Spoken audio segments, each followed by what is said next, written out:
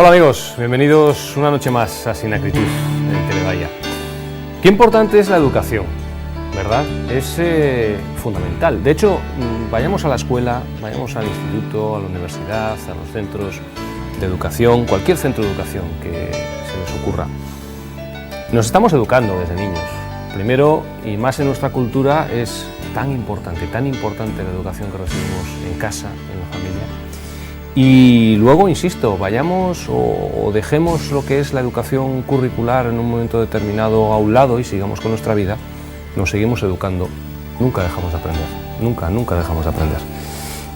Es una lección que a veces cuesta mucho aprender y algún palo que otro, pero es una verdad casi yo diría que absoluta, que nunca, hasta el momento en el que morimos, dejamos de aprender. Vamos a hablar mucho y en profundidad esta noche de educación. Vamos a hablar de educación como concepto, vamos a hablar de educación en Cantabria, vamos a hablar de la educación en España dentro del marco europeo, educación en idiomas, de la FP también.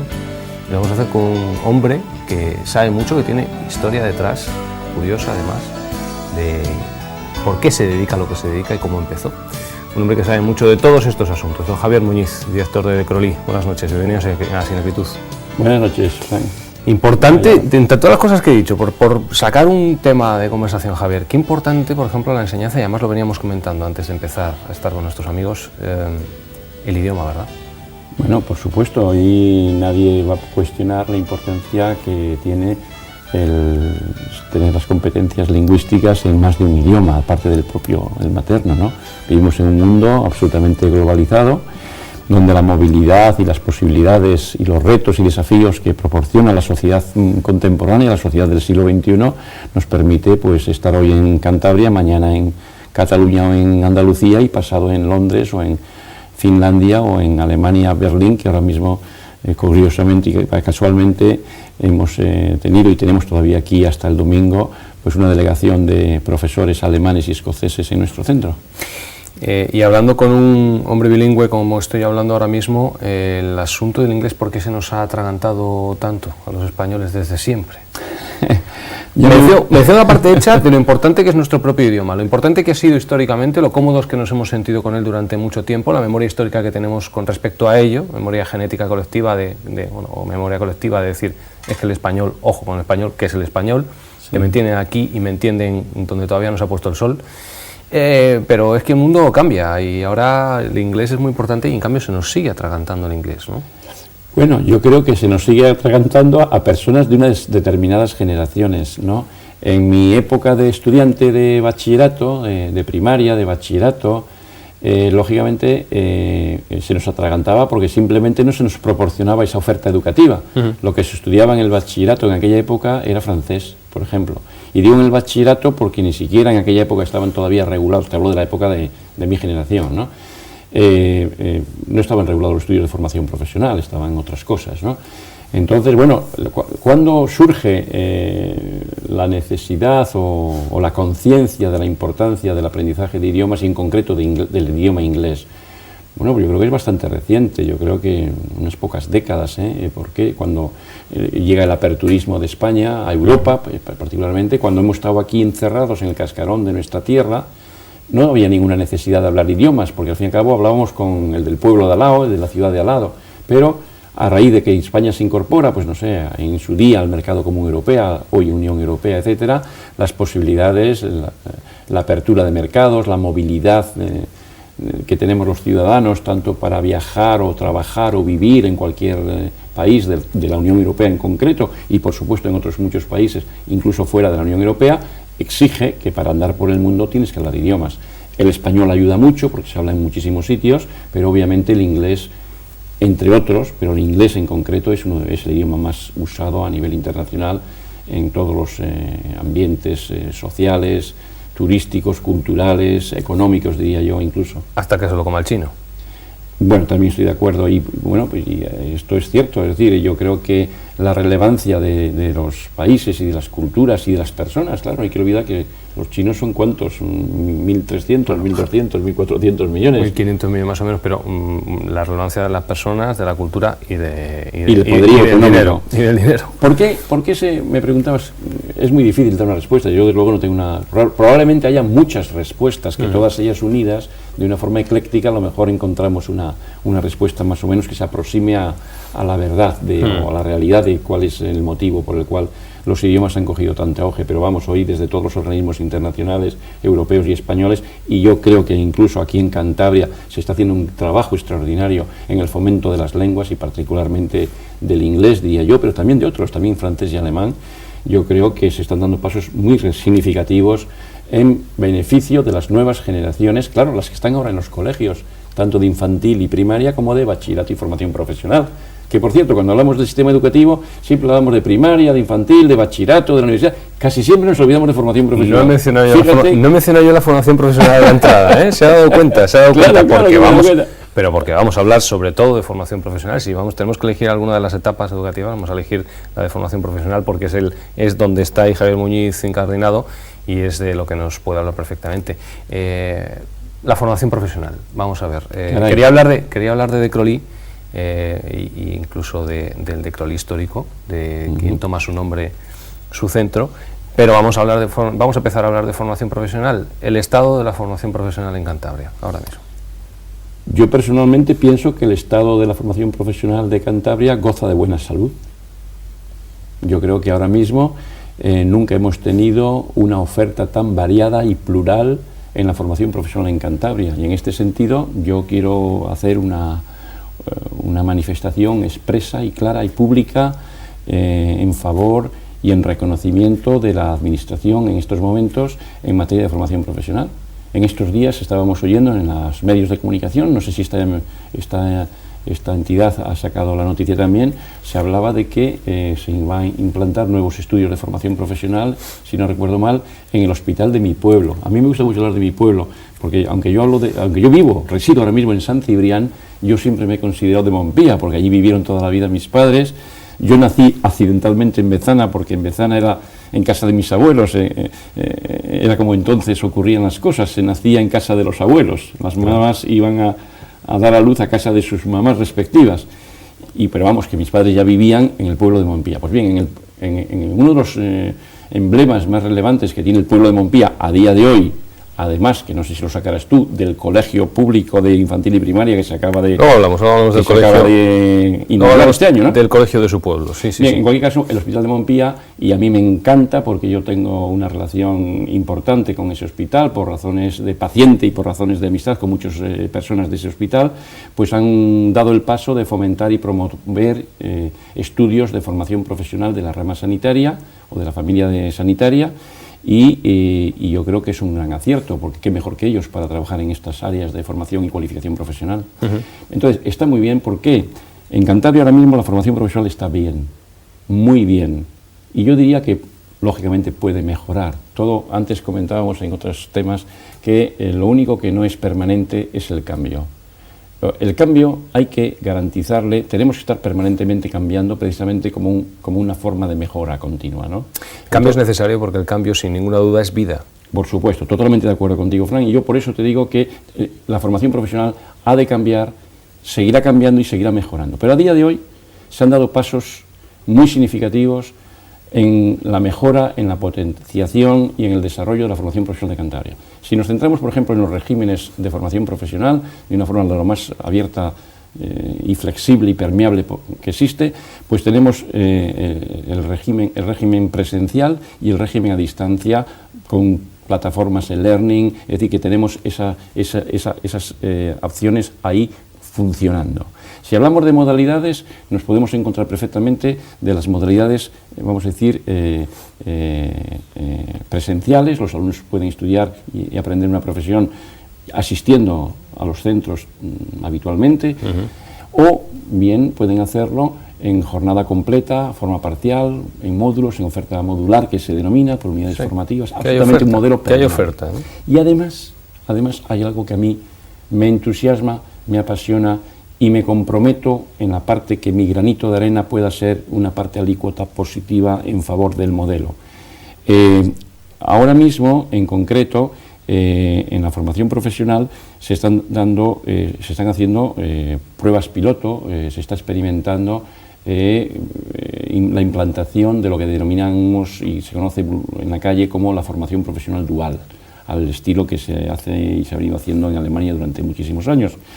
Bien, pues es un paso más, es un cambio adicional en el que esperamos participar todos. De momento está en vía experimental y se está haciendo desde la Consejería de Educación con centros públicos, firmando acuerdos desde el consejero al director general y ambos con importantes sectoriales del mundo productivo y con empresas relevantes de Cantabria, pero al mismo tiempo hay una unidad de acción. El modelo es uno, el modelo es único.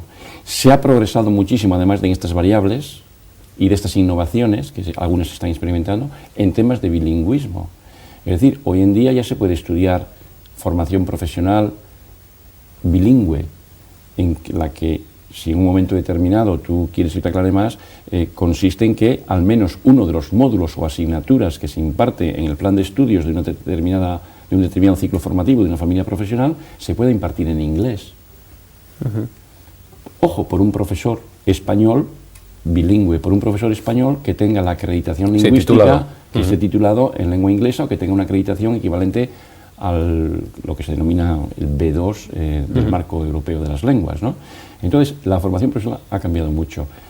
Se han fomentado muchísimo, y esta consejería lo ha hecho también, y yo, ojo, que yo no vengo aquí, yo soy del sector privado, fíjate, nos dan las tortas por la izquierda y por la derecha muchas veces, aunque esta consejería nos defiende también, debo decirlo alto y claro, pero se ha fomentado muchísimo todos los programas y proyectos europeos, las programaciones, por ejemplo, de en empresas, para hacer prácticas en empresas en Europa, a través del programa becados los alumnos por el programa sectorial Erasmus, dentro del programa de aprendizaje permanente 2007-2013, ¿no?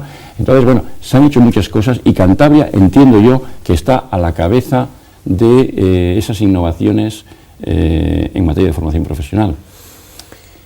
Hablaba antes de la metodología y hablaba antes de Decroly y los centros de interés.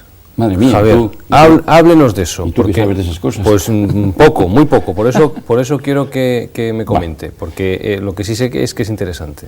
Bueno, vamos a ver, Decroly, al entrar a la puerta antes de empezar el programa, tú me decías, oye, ¿y eso de Decroly qué significa? ¿Qué es un acrónimo? ¿De dónde viene esa palabra o tal? Y no digo, es el nombre es el apellido de un ciudadano europeo, en este caso belga, Ovid Decroly, un señor belga que era médico, por cierto.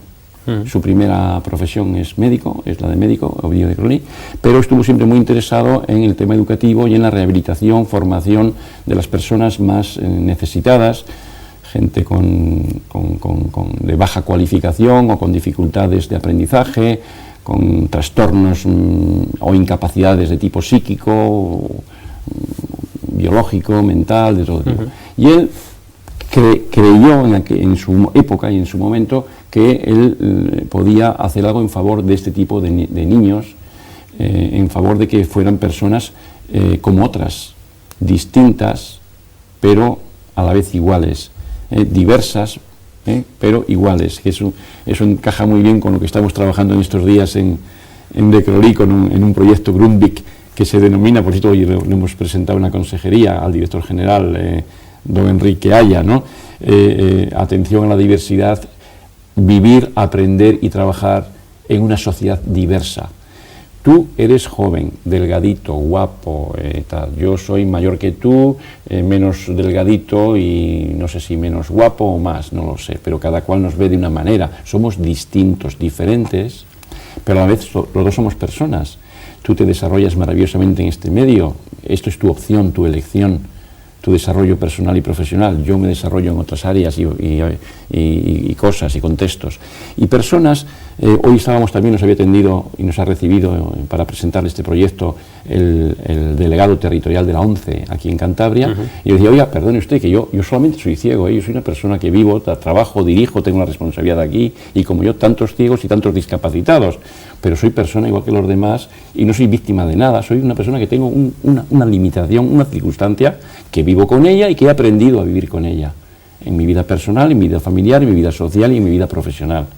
Por tanto... Asunto ese, con la proliferación de víctimas que hay últimamente, y algunas que no lo son tanto, bueno, importante. Yo la gente que diga, tengo esta discapacidad, porque lo es una discapacidad física. Podría ser una desventaja, depende muchas veces de cómo me lo tome yo mismo. Por supuesto. De cómo me lo tome. Desde luego, lo único que estamos de acuerdo es en que es una diferencia con respecto a la... Yo te voy a decir, pero no me tiene por qué incapacitar. Por supuesto. Yo te voy a poner un ejemplo y espero que si nos oye este programa o alguien se lo dice cuando oiga este programa, pues que lo vea con el cariño que yo lo digo y no de otra manera.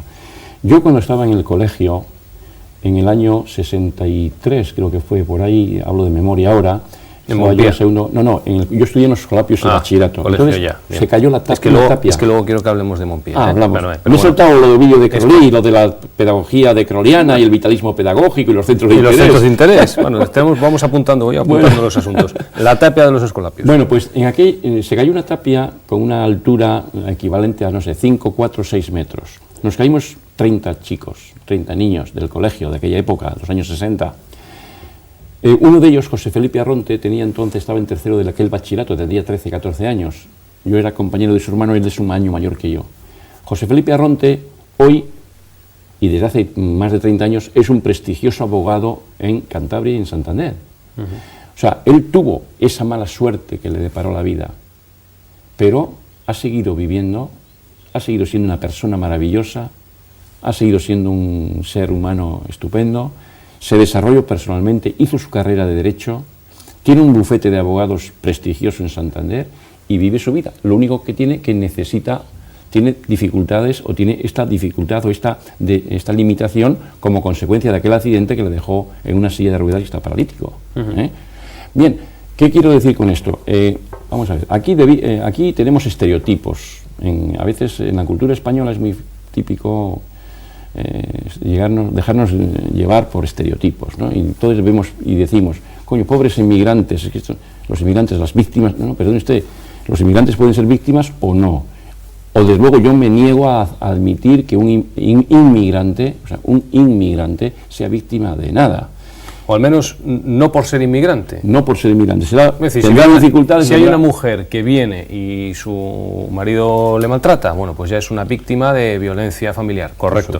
Pero no por el hecho de ser inmigrante, ¿verdad? Mi hija en Inglaterra, yo tengo una hija, mi única hija, vive en Inglaterra desde hace 18 años o 19, y ella en Inglaterra es inmigrante, pero jamás se ha sentido ni víctima ni discriminada por nada. Es más, tiene una brillante trayectoria académica y profesional en Inglaterra y se siente absolutamente integrada. No, hay gente que incluso que nos puede, bueno, y volviendo aquí, gente que nos está viendo, que puede perfectamente pensar, bueno, pero es que hay gente que no lo tiene fácil, si a lo mejor vienen de un país o en su propio país ya son de una clase social baja, con poco poder adquisitivo, vienen aquí, lo pasan, piensan que esto va a ser la panacea, el paraíso terrenal poco menos, y no, y lo pasan mal.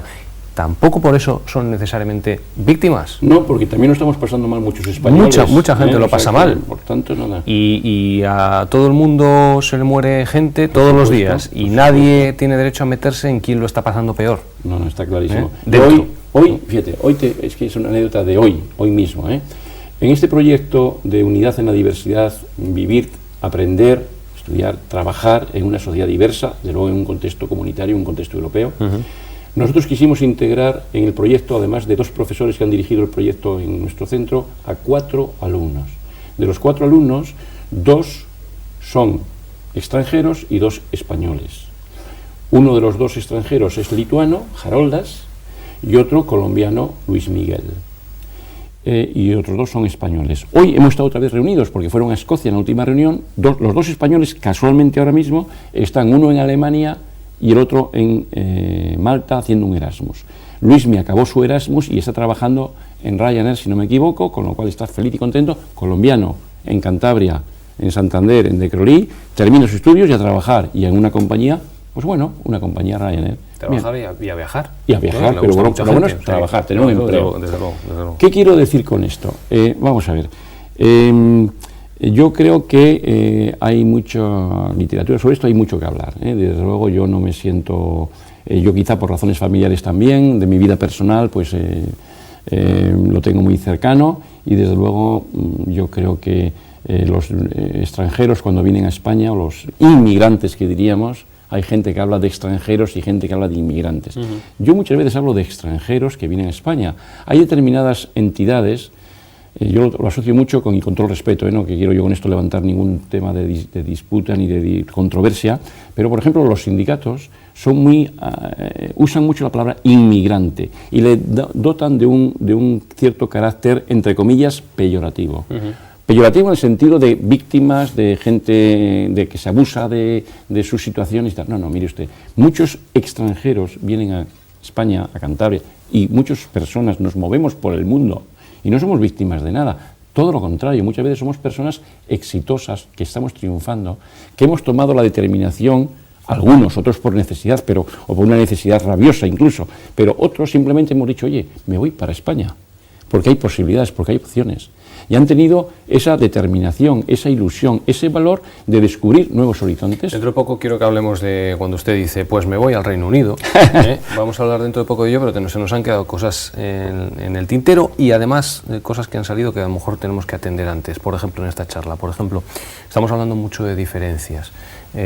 Las diferencias aplicadas a la educación, por ejemplo, entre los alumnos, ¿cómo se llevan en una clase? Es decir, maravillosamente bien.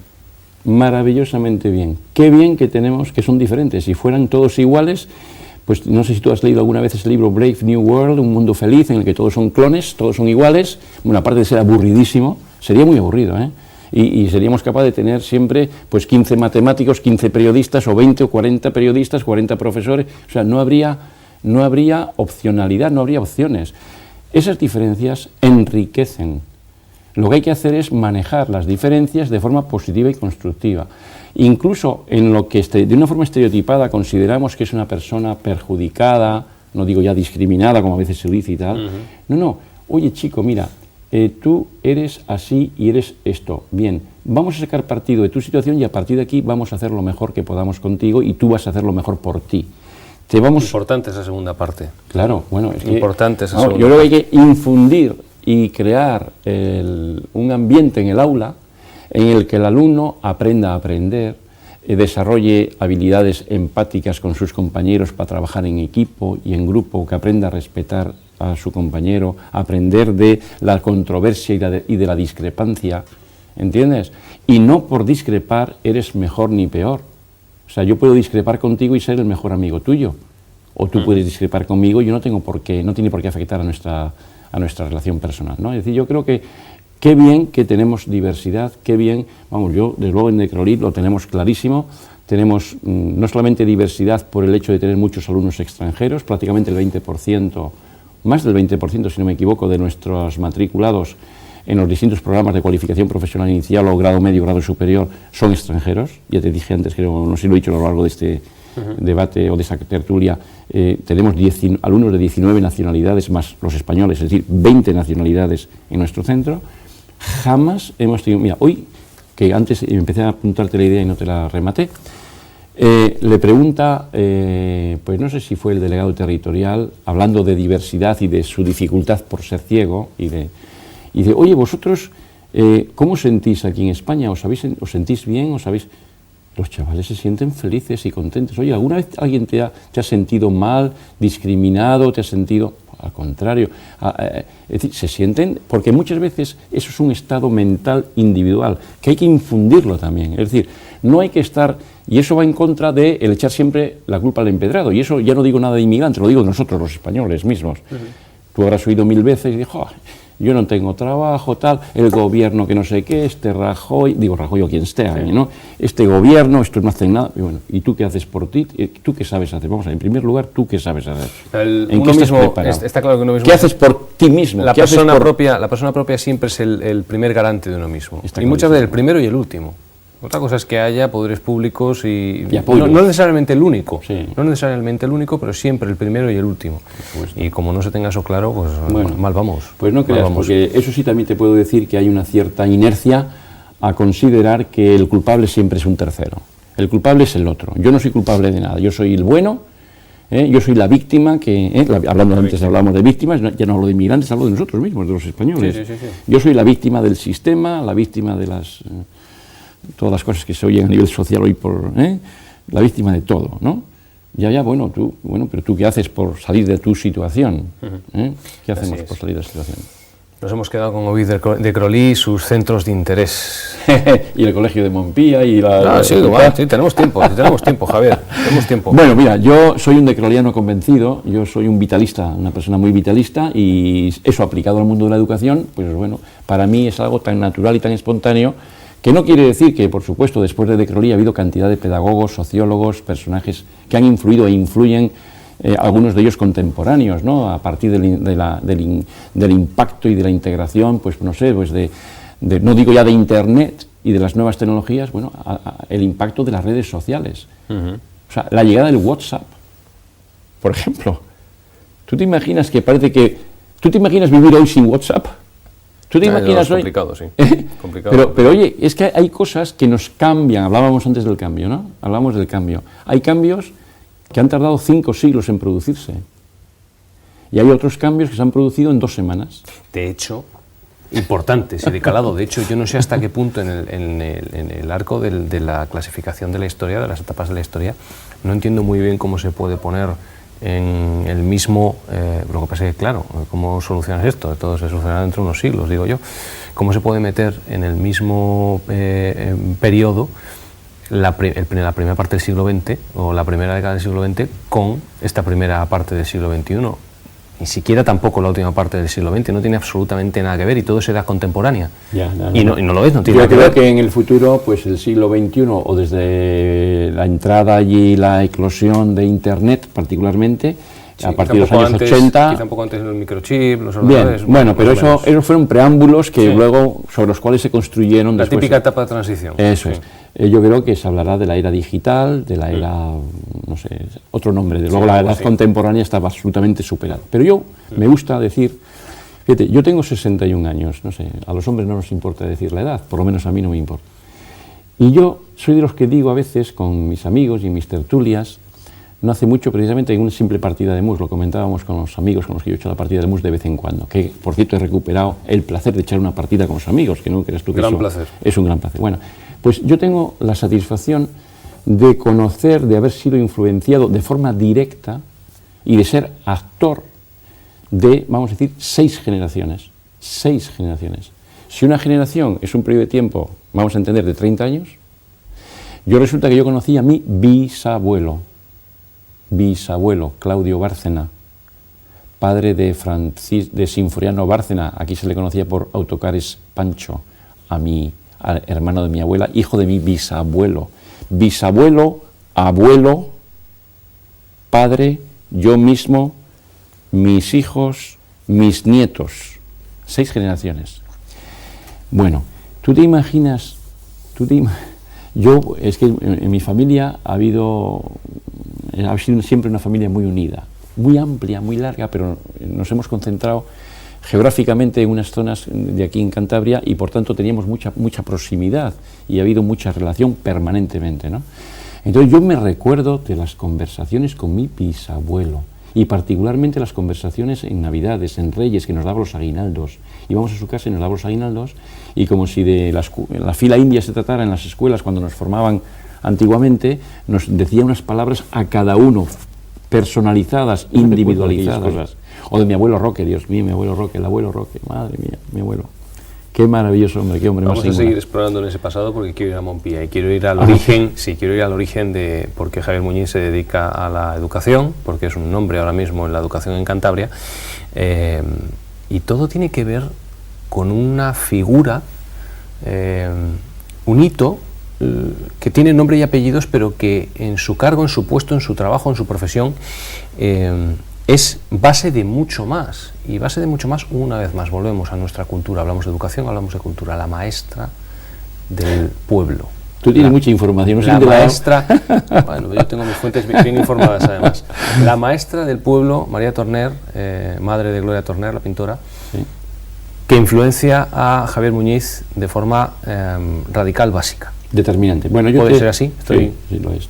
Mira, yo procedo de una familia de ganaderos. Mi padre estaba estudiando en los colegios los salesianos cuando estalló la Guerra Civil Española. tenía 13 años por entonces, yo se lo oí contar muchas veces. Claro, el estallar la guerra, 3 años de guerra, posguerra, toda la problemática que ello supuso, dejar de estudiar. ¿Qué opciones había en aquella época de los años 40? Pues trabajar aquí en el campo, no había otra cosa. Mi padre, pues al final, trabajando en el campo, cuando se casó con mi madre, pues creo que fue así la historia, alguna vez me la contaron, pues el abuelo materno regaló vaca y cría, el abuelo paterno regaló caballo, compraron una casa con un crédito de esos que se tardaban no sé cuántos años en pagar, pero lo pagaron, y vivieron de ese tipo. Yo tengo 5 hermanos, ellos 6, somos 6 hermanos, 3 ganaderos. 4 varones, 3 ganaderos. Y yo siempre digo, y a mucha honra, unos chavales extraordinarios. Encima son del Real Madrid los 3, o sea que ya con esto ya no te digo nada. Como siempre en este país habrá gente que le habrán caído automáticamente bien, y habrá gente que ha dicho, vaya unos hermanos tiene este hombre. Y 2 hermanas, ¿no? Bueno, mis hermanos, por ejemplo, yo tengo 2 hermanos mellizos, ¿no? Ellos se escapaban con mi padre a la finca, porque no les gustaba tanto ir a la escuela. Yo me escapaba a la escuela, huía de mi padre y me escapaba a la escuela. Y cuando venía doña María en el tren, ella vivía en Santander, se apeaba en la estación de Mortera, yo la acompañaba, yo la tenía deificada esta mujer, entonces mi mayor ilusión era acompañar, porque tenía que pasar por delante de mi casa, la maestra, para ir a la escuela. Entonces yo iba con ella. Esta mujer puso al pueblo en el mapa. Montpía se ha empezado a conocer cuando se instaló allí el hospital. Ahora también creo que es un valor añadido la creación de este colegio que ha empezado a funcionar este curso 2012-2013.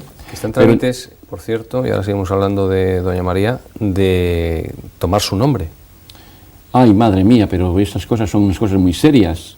Bueno, pero está en trámite, bueno, como quiera. Es que ahora que menciona el colegio, hay gente interesada en que, lógicamente, que ese nombre pues sería de toda justicia. Seguro que hay otros nombres y otras posibilidades, pero que por estar donde está, tomarse el nombre de María Torner. Sí, yo, aunque me gustaría volver luego a la influencia que ha tenido en mí esta mujer, Montpía, cuando empezamos a observar los vecinos del pueblo que se está construyendo un colegio, pues la típica conversación de bar. Colegio, por cierto, para los infantil y primaria, un colegio público de infantil y primaria, totalmente equipado, supuesto, impulsado por la Consejería de Educación. Por supuesto, un colegio maravilloso. La noticia recientemente, es decir, con todas las características, todos los avances. Un colegio maravilloso y con un director estupendo, un buen profesional que yo conozco personalmente.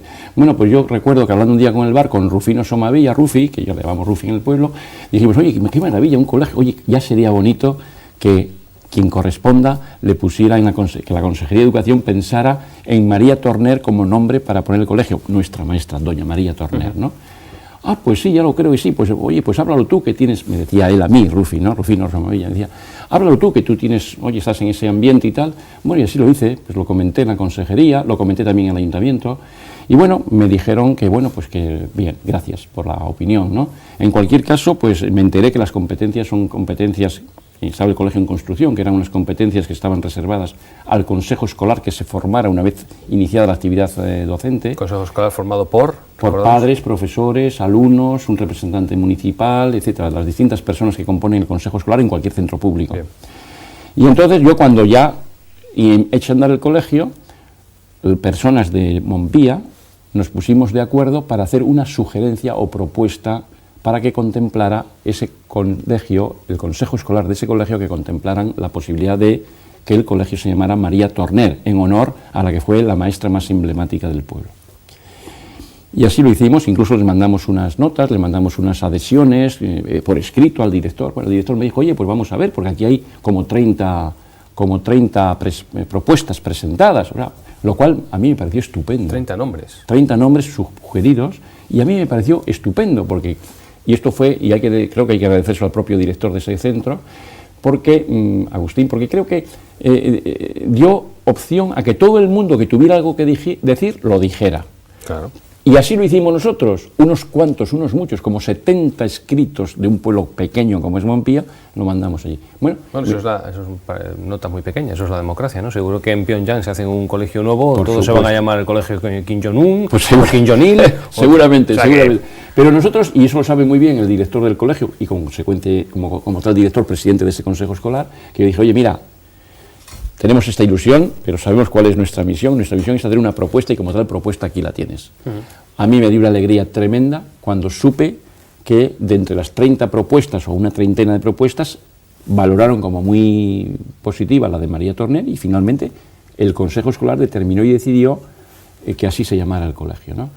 Bueno, el caso es que, bueno, que está ahí porque, bueno, pues yo no sé si ha habido un malentendido, hay algún malentendido, porque la competencia la tiene el propio colegio a través del Consejo Escolar, pero esa competencia que se lleva a, lógicamente, la decisión se manda a la consejería, requiere igualmente un informe favorable del ayuntamiento, y bueno, pues ahí es donde ha habido ahora un pequeño contratiempo que yo espero y confío que se subsane, porque no puede ser otra cosa que es un contratiempo, un malentendido, y que de alguna manera finalmente este colegio termine denominándose María Torner. ¿Por qué se merece María Torner que ese colegio pues mira, se llame? María Torner es una mujer, te puedo contar algunas anécdotas, porque yo podía estar horas, días hablando de María Torner, ¿no? Es una mujer emblemática y única, es una maestra de las de siempre, de las que es un referente y es un modelo y ejemplo de tantos y tantos y tantos y tantos maestros que en este mundo han existido y en este país y en Cantabria han existido.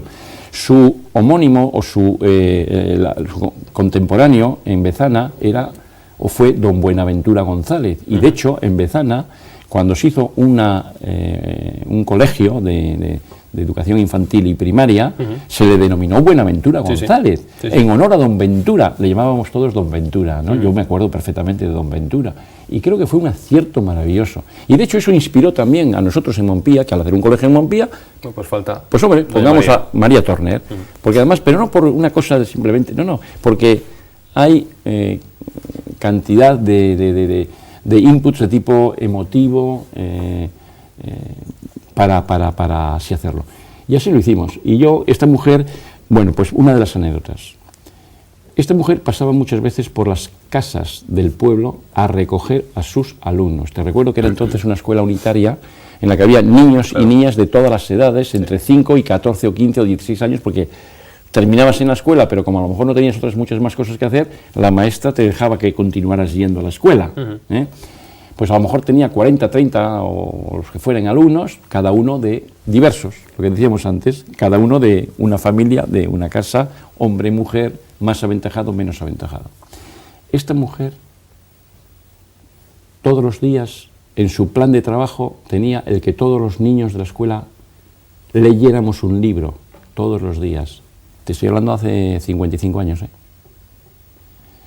porque el plan lector en la educación, aquí le tenemos hace 4 días como muy generalizado. O sea, leer es algo, yo solamente por el hecho de que esa mujer me inculcó la afición y el cariño por la lectura, ya habría que hacerle un monumento en la plaza del pueblo. Es más, yo como no salga adelante lo del nombre del colegio, lo digo medio en bromas, medio en serio, votaría por hacer un monumento allí, en la plaza, en el medio del pueblo, en honor a María Torner. Nos inculcó la lectura. Bien, teníamos una bibliotequilla que no tenía más de 8 o 10 libros. Y yo me recuerdo cuando se inauguró el centro de recursos de la Consejería de Educación, con el gobierno anterior, vamos, pues tengo anécdotas desde que vi un libro que había en la biblioteca de mi pueblo, de la escuela de mi pueblo, se llama 100 figuras españolas, un libro de biografías, y estaba yo en ese momento pasando por allí con la consejera de entonces, Rosa Eva, y con el entonces director general Ramón Ruiz. Y digo, coño, ese libro le teníamos en la biblioteca de mi pueblo. ¿Y cuál fue la...? Pues sí, tal, pues mira qué bonito. Y le decía yo, porque yo sabía por qué se lo dije, digo, oye, ábrete una página cualquiera. Y abrió el libro en la página de Palafox. Esta anécdota la he contado muchas veces, no sé si incluso aquí la he contado alguna vez. Y entonces empecé yo a recitarlas a la consejera y decía, tenía José Rebollo Palafox 17 años cuando empezó su carrera militar. A los 30 años era brigadier en los ejércitos reales. Cuando estalló la guerra de la independencia se encontraba preso en una torre de Zaragoza. La población le puso en libertad y le dio el mando de las fuerzas contra los franceses. Leíamos todos los días, como había 5 o 6 libros, terminábamos aprendiendo los libros. Bueno, el día que yo me tenía que examinar de ingreso en el Instituto Santa Clara, en el todavía hoy Instituto Santa Clara, que entonces todavía se llama, y por lo menos yo le he conocido siempre como Instituto Santa Clara, cuando los niños terminaban la educación primaria o la enseñanza primaria con 10 años en aquel modelo educativo que teníamos en la época, había que hacer una reválida. Y solamente si aprobabas, ingresabas en aquel bachillerato, el bachillerato de cuarto y reválida, sexto y reválida, PREU, Tú habrás visto alguna maravillosa película de Las chicas del Las Preu. chicas del Preu, sí, bueno, si no iba a ser por Conchita Piquer, Conchita Velasco. En esa época, ¿de qué me voy a acordar yo? Pues tú fíjate, una película de Concha Velasco, pues nos recuerda que hubo un sistema educativo donde había un curso que se llamaba preuniversitario, el precurso del COU, por ejemplo, claro, que ahora tampoco existe porque ahora está el bachillerato, como sabes, de otra manera. Bueno, pues esta mujer... No, yo sí soy del COU, Hoy, sí. Tú sí, te cogí esa época. Sí. O sea que ya también eres antigua, ¿ya? Porque ahora ya el COU ya no está en... Ya sé que no está hace mucho ya. Bueno, pues esta mujer cerró la escuela. O sea, hoy a lo mejor la expedientan. Si un maestro hoy cierra la escuela para no sé qué, por muy loable que sea, pues a lo mejor tiene un expediente de la consejería. Esta mujer cerró la escuela para llevarme a mí a hacer los exámenes de ingreso. Aprobé los exámenes de ingreso, me presentó a unas becas del colegio y yo obtuve una beca del colegio Los Escolapios, tuve una beca 5 o 6 años, todo el bachillerato. Que lo tramitó ella, porque mis padres, chico, en el pueblo, con las vacas, mi madre tenía un pequeño negocio, una tienda de ultramarinos, bebidas que se llamaban así en el pueblo y tal. Es lo que había. Esta mujer me llevó. Si esta mujer no decide cerrar la escuela aquel día y llevarme a mí a hacer el examen de ingreso, pues yo hoy sería un maravilloso ganadero, pues como lo han sido mis hermanos, José Luis y Sinforiano y Carlos, ¿no? No habría ido a hacer el bachillerato, sencilla y llanamente. O sea, solamente ya por eso, bueno, podría darte 1000 razones más, pero yo creo que con las dos que te he dado, de que inculcó la falta, yo siempre la tuve idealizada. Y yo siempre pensaba, joder, allá me gustaría a mí ser como Doña María, versión masculina, lógicamente. Y bueno, yo creo que desde esas edades tempranas, desde esa infancia que yo tuve feliz en el colegio, en la escuela de mi pueblo, con esta maestra maravillosa, yo creo que ahí se empezó a construir o a fraguar mi vocación futura de docente y de profesional de la enseñanza. Que no tiene necesariamente que ver con su viaje a Reino Unido, sus viajes a Reino Unido, cuando empieza a tomar parte, muy joven también, y muy extraño en la época, ¿no? O al menos no tan habitual como ahora, con el inglés y con la cultura británica. No era habitual. Yo en ese sentido he sido bastante, entre comillas, cuando menos atrevido, y desde luego, pues no sé si, bueno, pues, un tanto valiente, un tanto, no sé si innovador en ese sentido, no lo sé, bueno. Bueno, el hecho es que yo estudiaba, en el bachillerato que estudiábamos nosotros, se estudiaba francés, plan de estudios francés. Sí que es cierto que había alguien que estudiaba inglés por alguna razón, pero era absolutamente minoritario, absolutamente minoritario. Y entre otras cosas, primero porque no había quizás, estamos hablando de los años 60, no había esa necesidad de aprender inglés, porque parece que las islas británicas estaban un poco lejos y los Estados Unidos de América mucho más, y teníamos más proximidad quizá a Francia.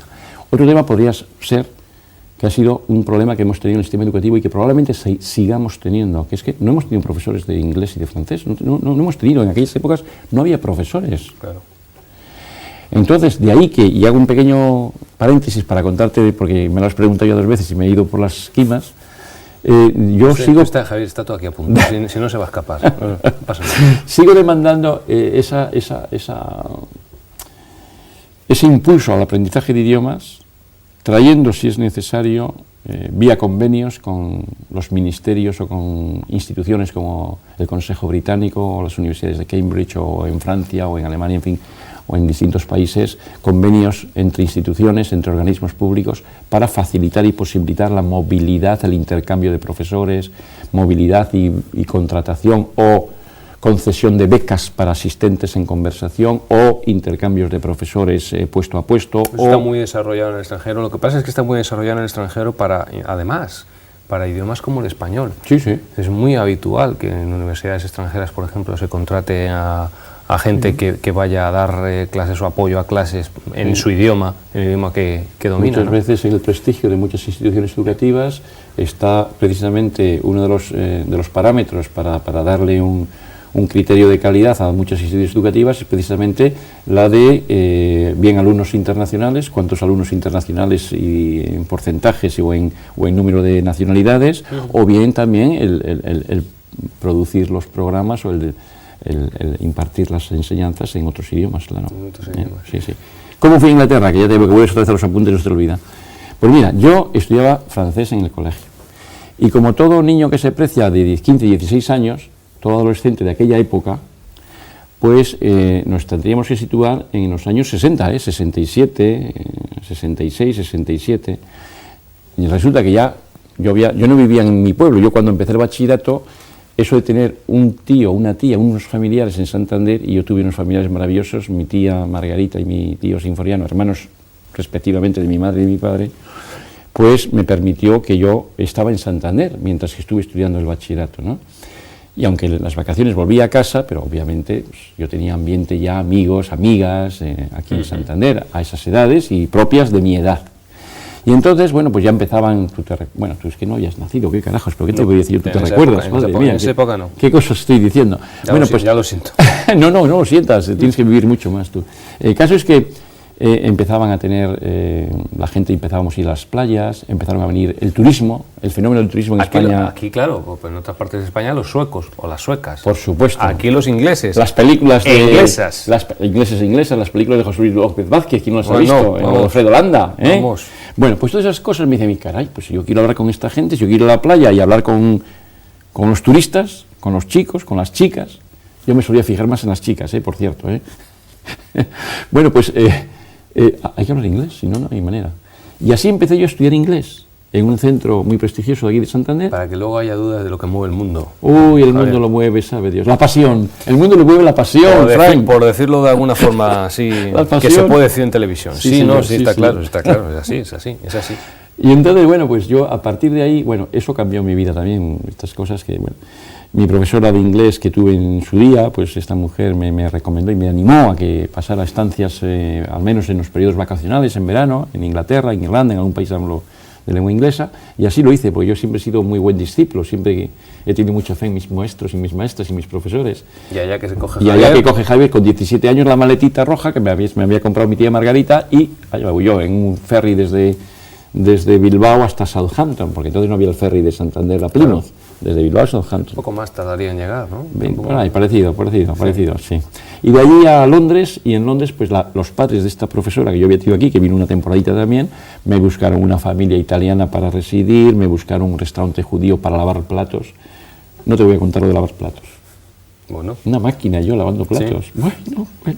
Entre eso y el inglés que aprendía. Por supuesto, mucho, porque realmente había tiempo para todo. Había tiempo para el ocio, había tiempo para trabajar. Me ganaba mi nómina, mi salario en Inglaterra eran 8 libras a la semana. 8 libras, pues una libra es como €1 y pico. 8 libras a la semana. Mi habitación en casa de Gino Menichelli, que no se me olvida el nombre, pues eran 3 libras y media. Y ganaba 5. Como comía en el restaurante, porque aunque sea, era judía, la dueña, la propietaria era judía, pero comíamos en el restaurante. Pues yo tenía tiempo y dinero, que me quedaba tiempo y dinero, para pues, ir de pubs, ir de discotecas.